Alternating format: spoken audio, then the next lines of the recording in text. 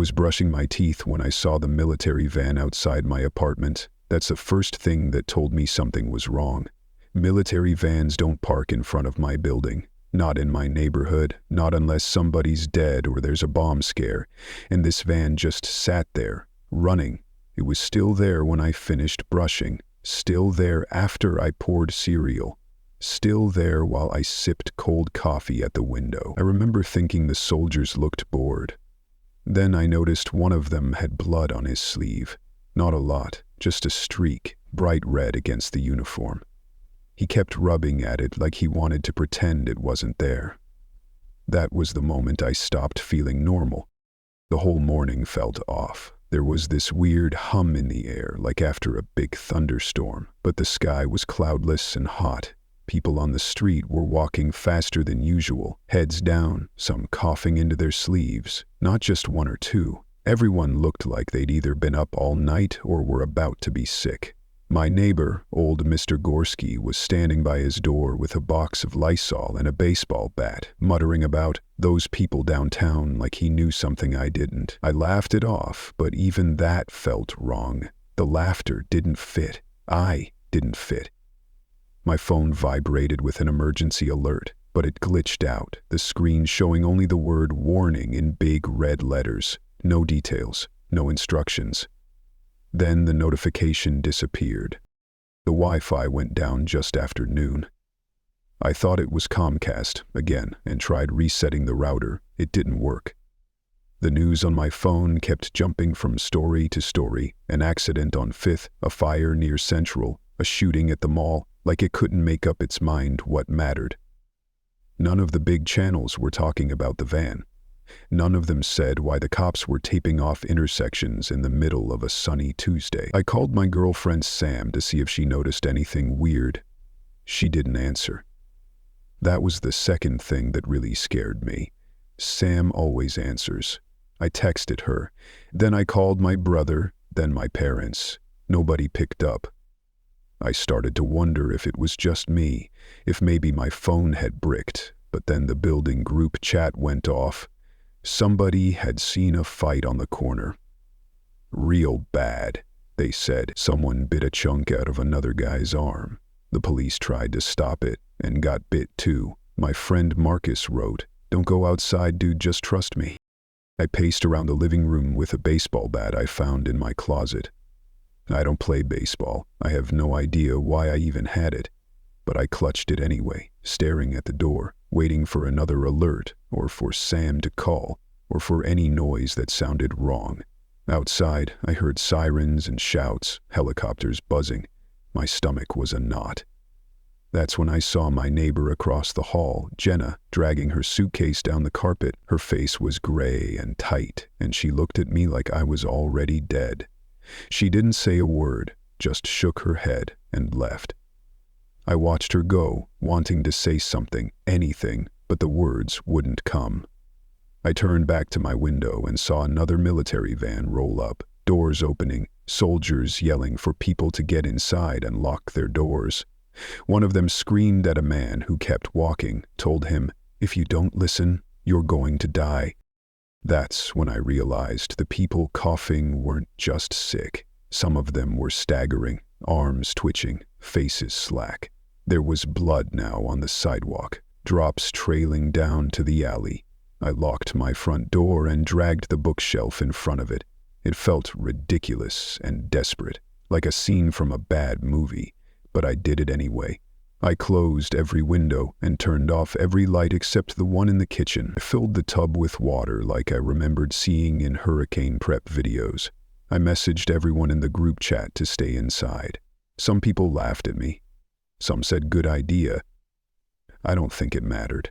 Deep down, I knew nobody was safe, not even the ones with a plan. I kept waiting for Sam to answer. I kept telling myself this was just some freak accident, that it would all be on the news tomorrow, that everything was going to go back to normal if I just waited. But the sky was getting darker, and the noise outside was getting louder, and I couldn't stop staring at that military van, the soldiers yelling, the people coughing and stumbling, and the blood, always a little more blood. That's when I knew. Whatever this was, it wasn't just in the news. It was right here, and it wasn't going away. The screaming started just after sunset. Not the distant kind I'd gotten used to that afternoon, but real, guttural, way too close, echoing through the vents and the walls. It didn't sound like TV. It sounded like somebody was being pulled apart in the hallway. I froze with my phone in my hand, watching the little green battery icon bleed down. No new messages, no bars. The group chat had gone silent. Even Marcus, who never shut up, hadn't posted in over an hour. The last thing he sent was, "They're here." My building was old. You could hear everything. Doors slamming, water pipes clanging, somebody running up the stairs. I held the bat so tight my knuckles hurt, standing behind the bookshelf, wishing I had a real weapon, wishing I had anything that made sense in a world gone sideways. I was shaking. That's when I heard a thump against my door, hard enough that the bookshelf rattled. Somebody was screaming for help, a woman. She was pounding on the door, yelling my name, "Jenna." I could hear her voice crack, begging me to let her in. I hesitated. I wanted to help her. I wanted to be the kind of person who opens the door. But my heart was pounding and my brain kept flashing images of blood and those twitching people. I called out, asked if she was alone, but she didn't answer. Just more pounding, desperate, animal-like. Then it stopped. The hallway went quiet. My mouth went dry. I stared at the peephole, and all I could see was darkness. Then came the footsteps, heavy, uneven. Something shuffled past my door. I could hear it breathing, wet, thick breaths, like something with a chest full of water. Another thud against someone else's door, more screams, then nothing but the sound of running feet and the echo of doors slamming above and below me. I slid down to the floor, my back against the door, shaking. I texted Sam again, just her name, no response. I didn't realize I was crying until the phone slipped in my hand and I wiped my face, salty and cold. I kept whispering, "Please answer, please answer." I thought about my parents, their little house out in the suburbs. I wondered if they were seeing this on the news, if they were scared, if they even believed what was happening. I wanted to call, but my phone was dead. I plugged it into the wall, praying the power would hold. That's when I saw shadows under the door. Something stopped right in front of me, blocking the hallway light. I heard a low animal sound, not quite human. My hand shook on the bat, and I held my breath. The shadow lingered. The smell was the worst part. Rotten meat and copper and sweat, like a butcher's floor on a summer day. Then it moved on, slow and dragging, scraping nails against the paint as it left. There was banging from downstairs, the sound of glass breaking, shouts, then gunshots, real ones. I heard someone yelling military orders, the crackle of radios. A soldier shouted, "Clear the hallway."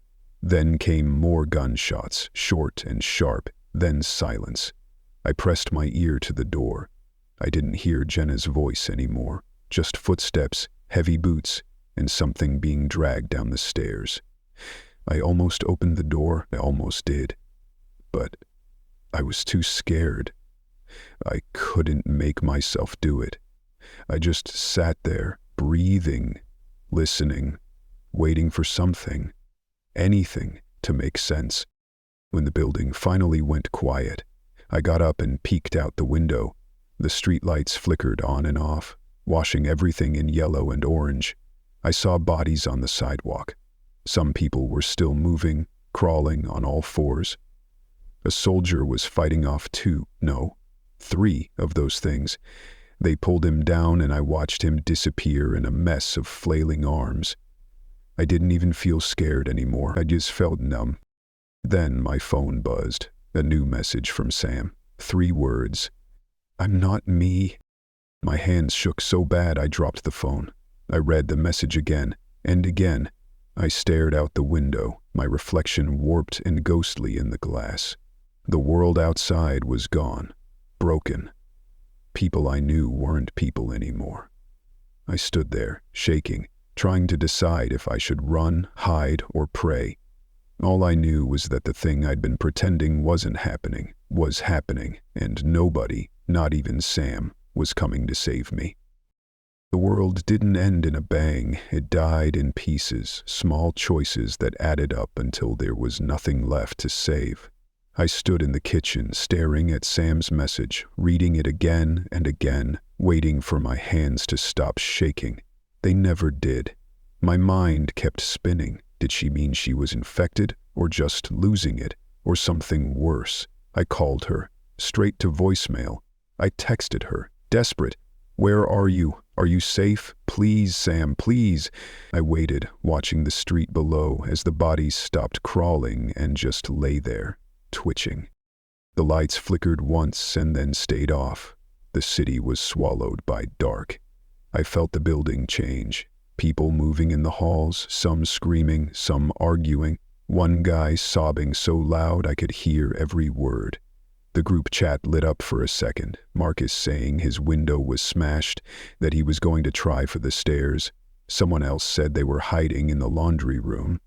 After that, silence, not even spam. My hands hurt from how tight I was holding the bat. Someone pounded on my door again. Not Jenna this time. Marcus. He was shouting my name, begging. I opened the door just a crack, enough to see his face, wild-eyed, blood-streaked on his forehead. "Let me in, man. Let me in, please." I pulled him inside and slammed the door, jamming the bookshelf back in place. He collapsed on my floor, sobbing. "It's not them, man. It's not them anymore. My sister." I tried to keep him quiet, but he was shaking all over. I gave him water. We sat there for a while, listening to the world fall apart.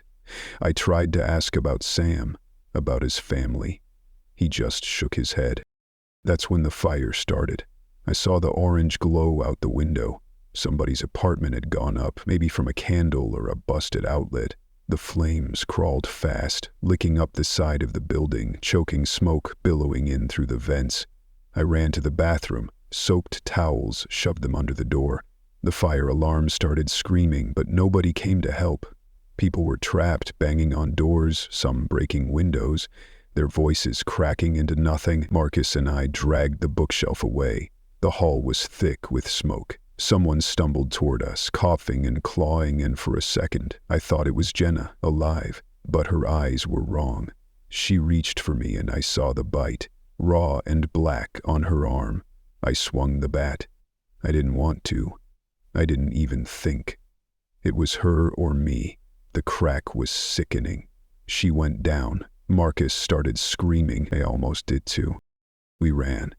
Down the stairs, through smoke and screams, past bodies that twitched and grabbed for our legs. I could hear Marcus behind me, gasping, tripping, sobbing my name. The fire was everywhere, swallowing the floor, the walls, the faces of people I'd seen 100 times but never really knew. I kicked the back door open, shoving Marcus ahead of me, stumbling out into the alley. The air outside was thick with ash and moaning and the stench of everything burning. I looked back once and saw the whole building lit up. Our home, everything we owned, everyone we knew, gone. We kept running, past cars smashed into streetlights, past a woman on her knees in the road rocking back and forth, blood all over her dress. Marcus tripped and almost went down. I grabbed him, hauled him up, and we just kept moving. There was nowhere to go. Sirens, gunshots, the sound of helicopters thudding somewhere far away. The world was unrecognizable, a nightmare you couldn't wake up from. I saw Sam's apartment building across the street. Lights out, windows busted. I tried to call her one last time. Nothing. I stared at her last message. "I'm not me." Marcus slumped against a mailbox, breathing hard, crying. He looked at me, eyes red, and said, "We can't go back." And he was right. There was nothing left. I looked at the city, my life, my stupid old routines, and I knew it was over. I didn't feel like a hero. I didn't feel like anything. I just felt tired. We started walking. There was nothing else to do. The rules were gone. The world was gone. It was just us, the bats, the dark, and the road ahead. And all I could think was that I wasn't the same person anymore. None of us were. We kept moving because there was no other choice.